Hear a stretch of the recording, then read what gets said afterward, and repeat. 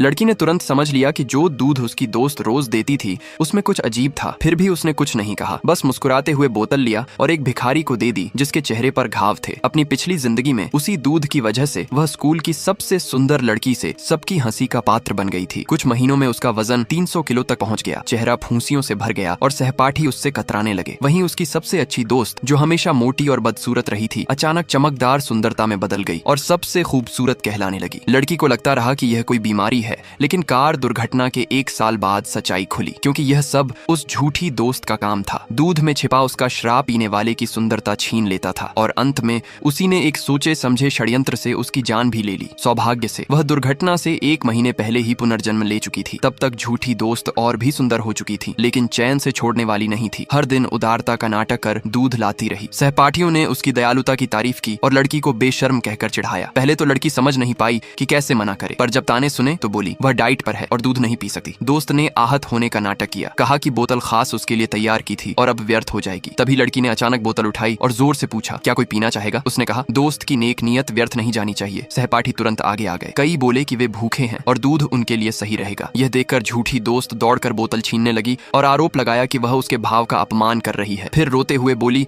कि उसने उसी सुबह स्ट्रॉबेरी दूध बनाया था और वह दूसरों को दे रही है। यह सुनकर सहपाठी लड़की से नाराज हो गए। मजबूरन उसने बोतल रख ली, पर बहाना बना दिया कि उसका पेट नाजुक है और वह नहीं पी सकती। तभी स्कूल का सबसे सुंदर लड़का ब्यूटी कॉन्टेस्ट के लिए आ पहुंचा। सहपाठियों ने झूठी दोस्त को आगे धकेला, क्योंकि उन्हें लग रहा था केवल वही योग्य है। उन्हें नहीं पता था कि लड़का असल में लड़की को ढूंढ रहा है, क्योंकि उसे वही काया याद थी जिसने उसे प्रभावित किया था। लेकिन अब उसे मोटी और उपेक्षित देखकर वह चौंक गया और बिना कुछ कहे लौट गया। उसके जाने के बाद झूठी दोस्त ने आईने में खुद को देखा और फिर भी संतुष्ट नहीं हुई। उसने लड़की को फिर याद दिलाया, दूध पीना मत भूलना। लड़की उलझन में थी और तभी सड़क पर कचरा बटोरते भिखारी को देखकर उसे एक योजना सूझी। वह रोटी खरीदने का बहाना बनाकर बाहर गई और दूध भिखारी को दे दिया। आभारी भिखारी ने उसे एक ही घूंट में पी लिया। कुछ देर बाद लड़की ने चेहरे पर खुजली महसूस की। आईने में देखा तो फुंसियां गायब होने लगी। तब असली सच सामने आया। जब तक वह श्रापित दूध न पीती उसकी सुंदरता लौटी रहती। उसने मास्क पहन लिया और सही समय का इंतजार करने लगी। उधर सुंदर लड़के ने झूठी दोस्त को देखकर सोचा कि कम से कम वह खूबसूरत तो है। उसने उसे अगले हफ्ते अपने पिता की कंपनी में